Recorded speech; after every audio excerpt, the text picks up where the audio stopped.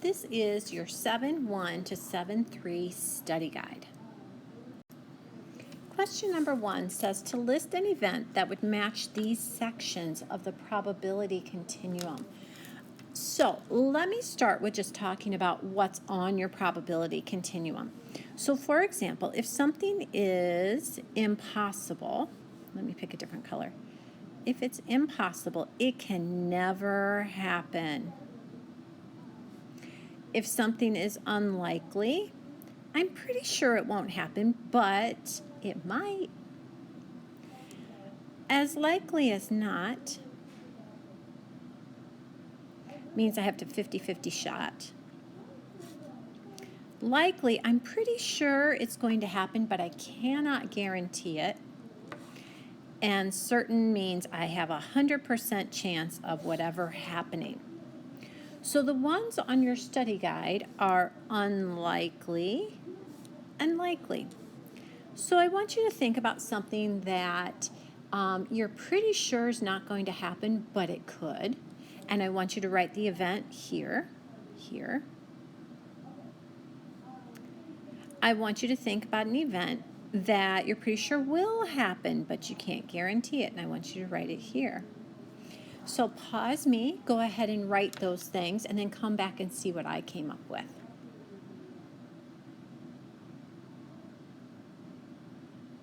Okay, so I think it's unlikely that I will win the lottery. Wouldn't that be awesome? But I'm pretty sure it's unlikely. Not impossible because people do it, but pretty unlikely. And then likely, I think it's likely that you, whoops, that's you, let me undo that. You will have a quiz tomorrow.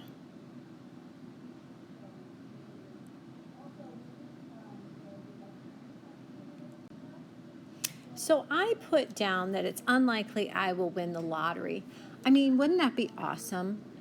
I don't have a very good chance, but it's not impossible. I mean, people do win it, just not me. So it's unlikely I will win the lottery. And then for likely, I put down you will have a quiz tomorrow. That's pretty likely. I mean, I can't guarantee it because what if there's a huge blizzard and we have to stay home from school? What if I win the lottery and they take us all to Disney World? But those things are pretty small, so the chances of those happening are very small. So it's likely that you should be ready for a quiz tomorrow. All right, this is question number 2, and I noticed that I have the wrong numbers going on here, so let me fix those really quick. And I also noticed it didn't copy on yours. I'm very sorry. This is a 5. This is a 3. Okay, so you're going to want to draw this. I'm sorry that it didn't copy. So pause me and draw it with the new and improved numbers. All right, let's go ahead and do our sample space. Remember, sample space has these weird brackety things, and those are all the outcomes that you could have on this spinner. So I could have a 1, I could spin a 2, I could spin a 3 once, or I could spin the other 3.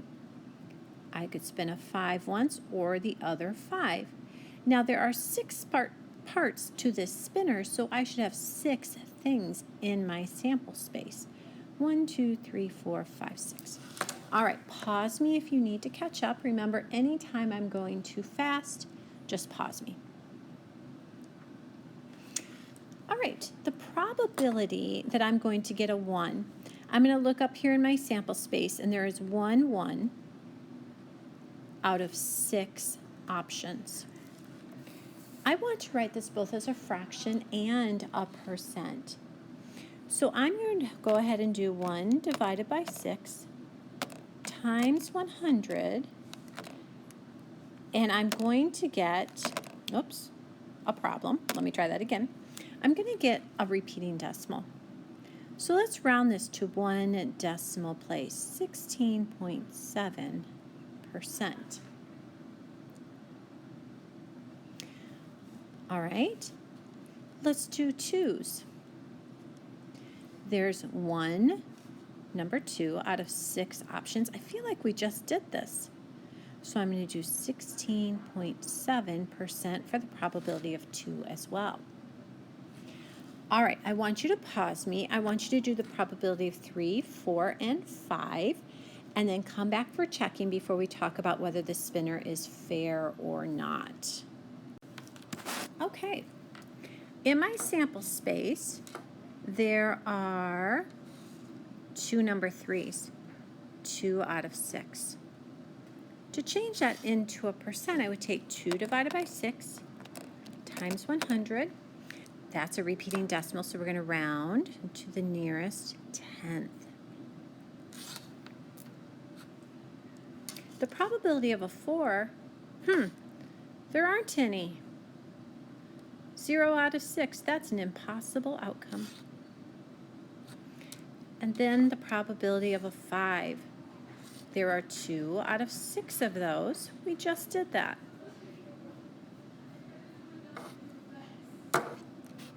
It appears that this is an unfair spinner. Not all of my outcomes are the same. I had 1, 1, 1, 2, but 2 3s and 2 5s. Unfair because outcomes 3 and 5 have the advantage. In order for this to be fair, all of my outcomes need the same chance. All right, this is question number 3. What is the theoretical probability of rolling a product less than 20? We're going to write this both as a fraction and a percent. Now, I already have this done for you. We wanted a product, so that means we were multiplying. So here is one of the number cubes. Here is the other number cube. So you are looking at this data in here. So don't count the number cubes, count the data that is the products, the main part of the table. Okay. So I'm going to look through those less than 20, and I'm just going to circle them. Let me get a pen instead of a highlighter. 1, 2, 3, 4, 5, 6, 7, 8, 9, 10, 11, 12, 13, 14, 15, 16, 17, 18, 19, 20, 21, 22. Oh, not those two. 23, 24, 25, 26, 27, 28. All right, I think there are 28 numbers on that chart that are less than 20. I'm going to go ahead and double check my counting.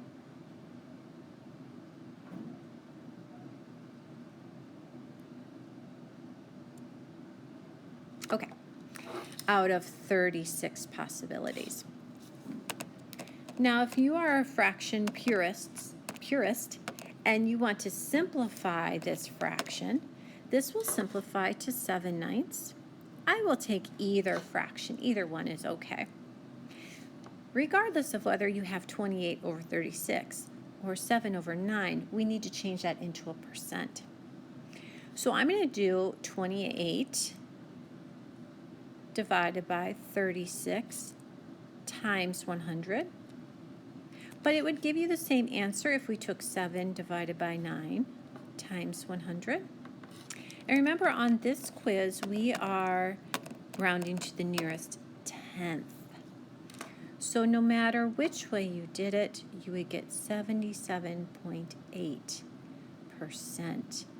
So a fraction and a percent. All right, so I noticed that when I transferred this slide over into my video, my spinner covered up some of the words. But you have your study guide to look at, so we should be okay. So I have this spinner, and I want to know what is the theoretical probability that the spinner will land on an even number. All right, so I'm going to circle the evens. 0 is even. 2, 4, 6, and 8. That is 1, 2, 3, 4, 5 out of 10. If you are purist and you want that to be simplified, it's 1/2. Or if you want to call it 50%, we're good on that. But I'm going to go with this one just because it has nice small numbers, and plus I can do halves in my head. All right, the second one says it actually landed experimental probability on an even number 90 out of 150 times. What is the experimental probability? So if you remember, theoretical probability is what is supposed to happen. Experimental probability is what does happen. And what did happen was we had 90 out of 150. If 90 over 150 bothers you because it's not simplified, go ahead and simplify that. You're going to have to hit Simp Enter quite a few times. It's going to come out to be 3/5. What can you say about the theoretical probability compared to the experimental probability? When I'm comparing, fractions are really hard for me. You know they hurt my soul. But percents, they're pretty easy for me to compare.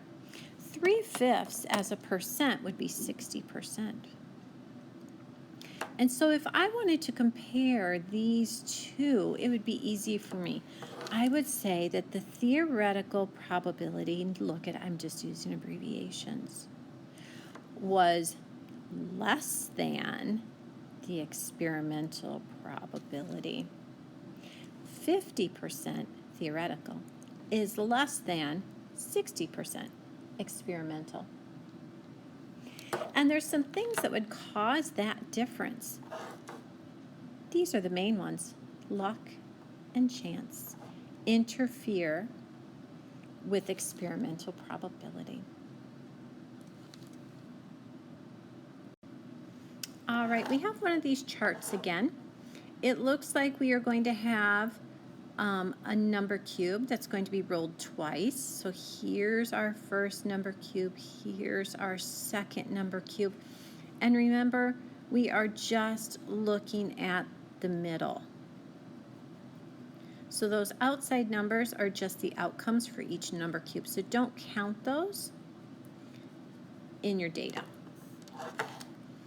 All right, so what is the theoretical probability of getting a 4?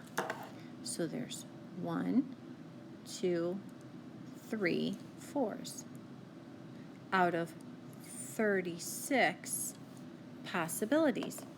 If that bothers you, that that's not in simplest form, it's actually equal to 1/12. Now I'm going to leave this as a fraction because I know I'm going to do some predictions. And remember, there are so many ways to do your predictions, but your book really was kind of guiding you into a proportion. So using this data, how many times would you expect to get a sum of 4 if you rolled 2 number cubes 200 times?